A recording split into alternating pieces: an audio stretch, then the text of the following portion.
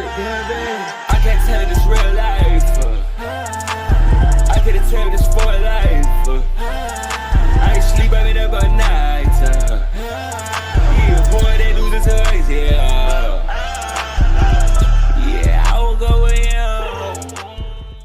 What's up, guys? Hope everyone is doing well. In today's video, I'm going to be going over some updates for Bitcoin. I'm just going to touch on prime numbers in the Fibonacci sequence with respect to Bitcoin, and then I'm going to go into some things and ideas surrounding blockchain technology with an emphasis again on Bitcoin. But to go ahead and get it started here on this 15-minute chart for Bitcoin, right now we've just been seeing Bitcoin bumping its head here along this moving average here, approximately around 17 to 16.5 just as a general range.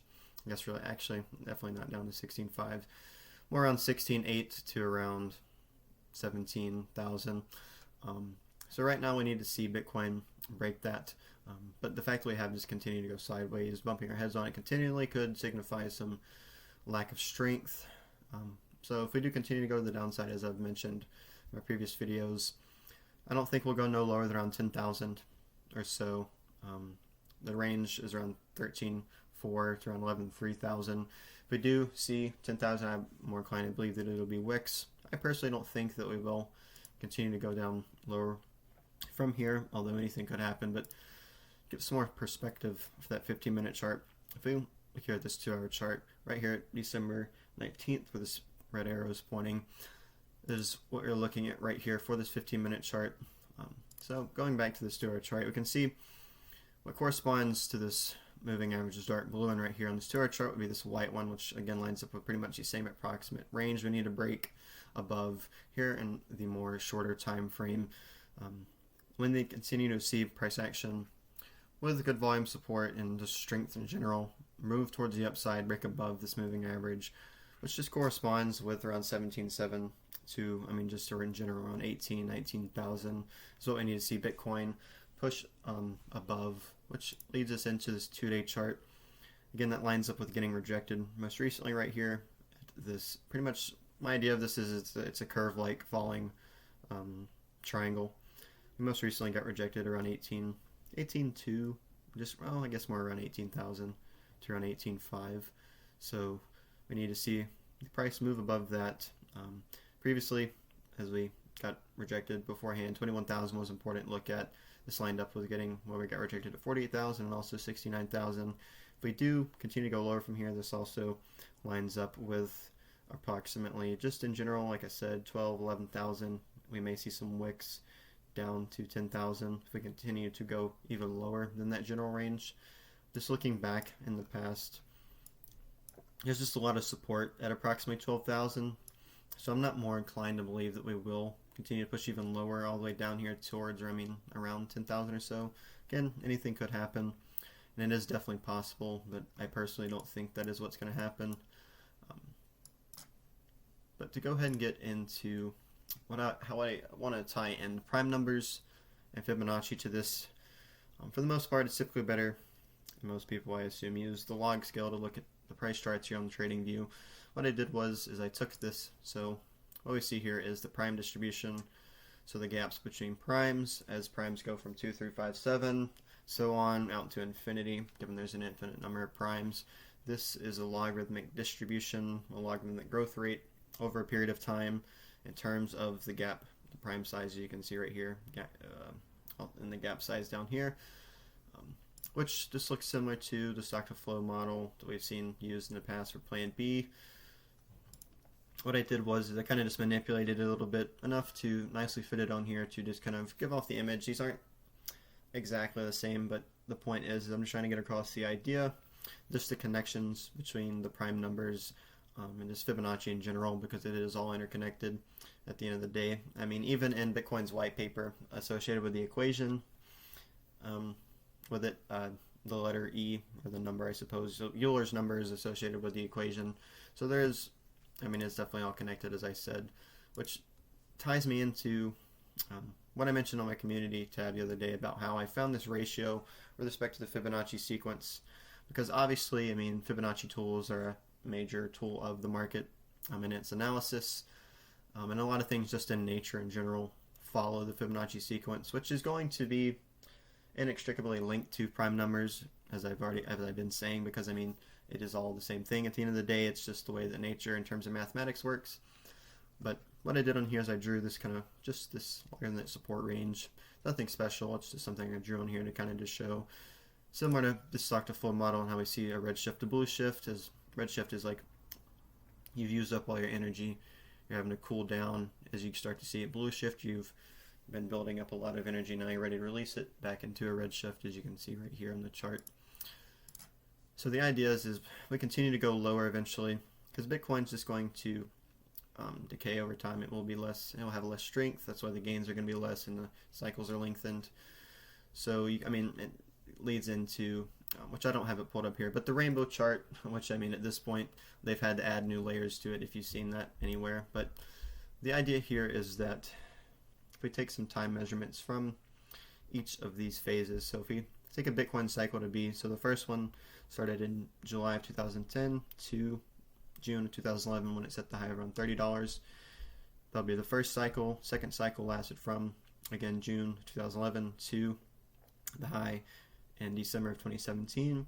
The first phase would be from the high around $30 in June 2011 to the high we set in November of 2013 at around $1,200. The length of that for this first phase was 65 bars, you can see right here. Second phase right here was 105 bars. And you can see when you ratio those together, approximates the Fibonacci, or the golden ratio, which again is just connected to the Fibonacci sequence, also relative to prime numbers as well. So what I did here is that most things have been, at this point, pointing to the bull run to end, according to the way Bitcoin's price structure has behaved over time and the fact that it is decaying.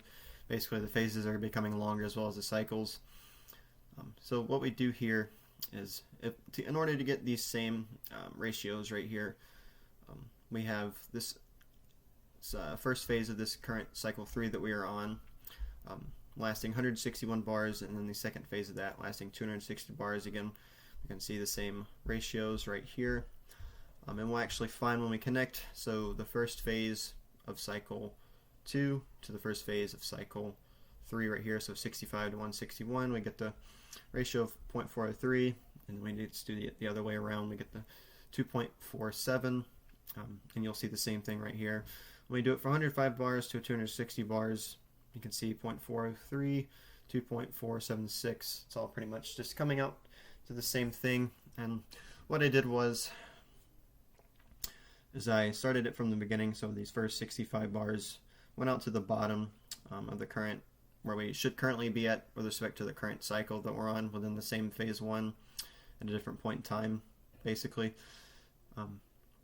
And what you get from this is basically you want to multiply 161 times 0.846, as you can see right here being the ratio, which gives us 136, which would be 136 bars out from the beginning of this phase 1 and this cycle 3, which puts us at February 13th, meaning according to this the bull run would be beginning no later than February 13th. Also the bottom would, according to this, have to occur before then. Whether or not we're going to continue to go lower, like I've already mentioned, down to worst case scenario 10,000 or so, who knows what is going to happen. But according to this, the time is there's not much time left, so really buying right now, whether or not we're going to go a little bit lower, is you're buying at pretty much the best point you could right now, regardless. But if we continue that out again, so we enter first phase of the current cycle 3 we're on, sometime around end of next year, maybe early 2024, we enter the second phase of the cycle 3 that we're in. Again, doing our ratios here. What I did was, you'll see the ratio from 48 to 105. So what I did back here, go out to this bottom, so 48 to the 105 that we see down here gives us the ratio of 0.457. We multiply that by this next one out here in the third cycle, we get 118. So again, similar to the 136 bars, we go 118 out, lines up with the bull market having to reverse sometime around July of 2028 or so, just in that general range, which also correlates with likely the bottom happening around July of 2026, which would correlate to the bottom range kind of going sideways for about 2 years, which if we go back to this So the previous cycle, same phase, this one lasted, so this is the 2 week.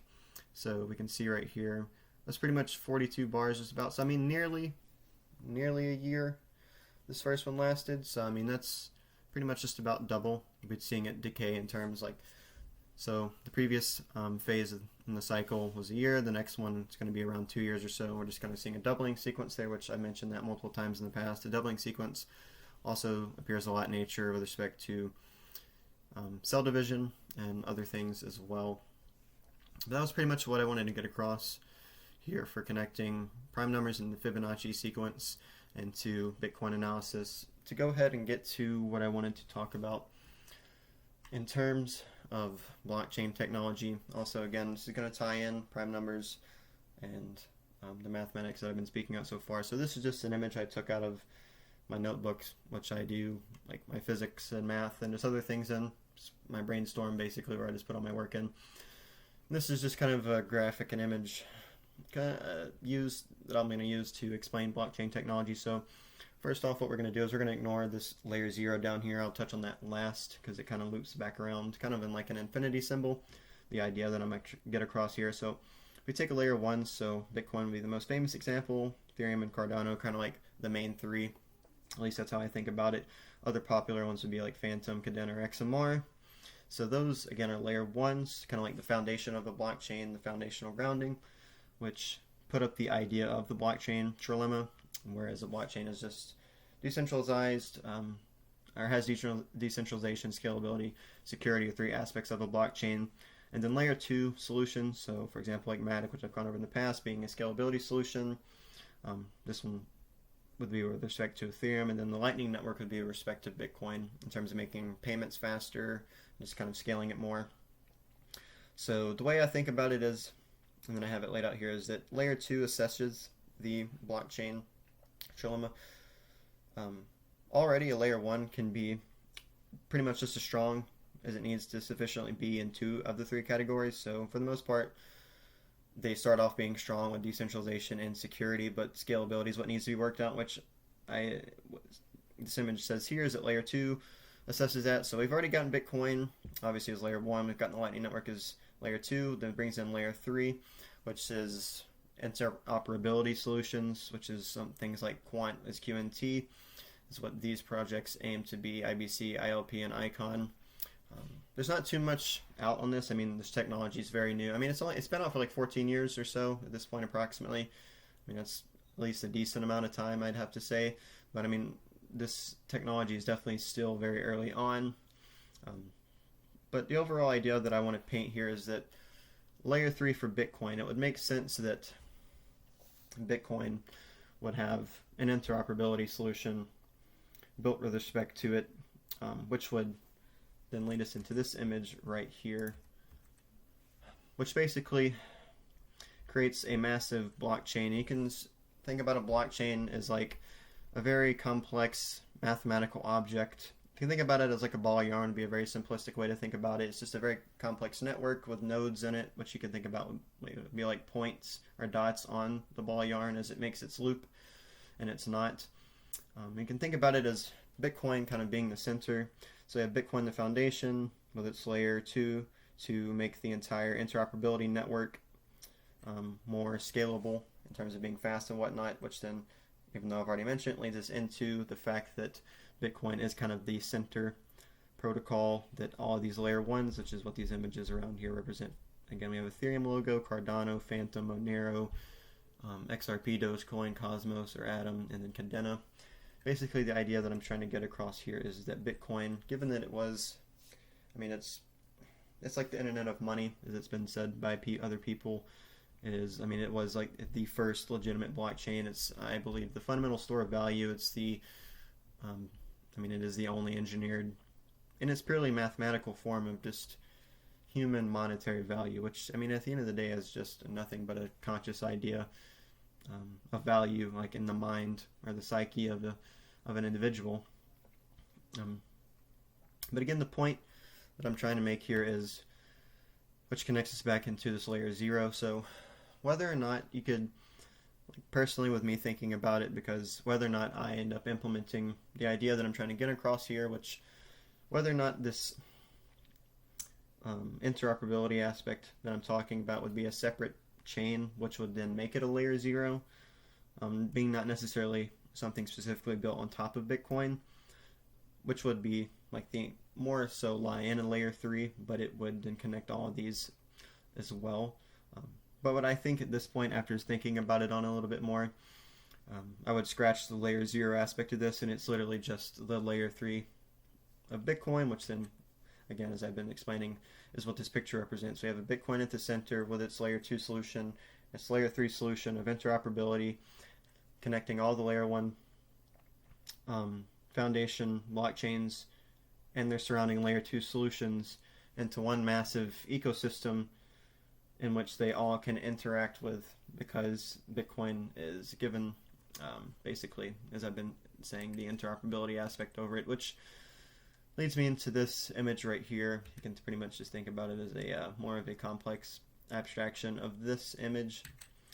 What you're looking at right here is the 600 cell. It's basically a hyper-complex analog of the icosahedron, which is the fourth platonic solid. It is the dual geometry of the dodecahedron. So again, going back to this image, you can think about Bitcoin being the center right here, each of these gold points. Again, you can think about this as a ball of yarn. This is another complex abstract mathematical object we're thinking about here. You can also think about this as a blockchain. You can also think about this as the way that the universe is constructed in its intergalactic network, as I've mentioned in previous videos, if you're already familiar with my content.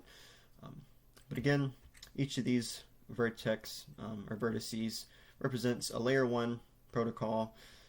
Again, Bitcoin being at the center with its layer 2 and layer 3, creating this interoperability chain basically, which I labeled up here on here, which goes back to philosophy and metaphysics, which I'm not going to get too much into right now at this point. But what I want to get over here is, so I drew over, just going to trace some symmetries or just some geometries you can see within this fourth dimensional shape. Basically, it's not technically fourth dimensional, because if it was fourth dimensional, you wouldn't actually be able to see it, because we exist in 3 spatial dimensions across 1 dimension of time.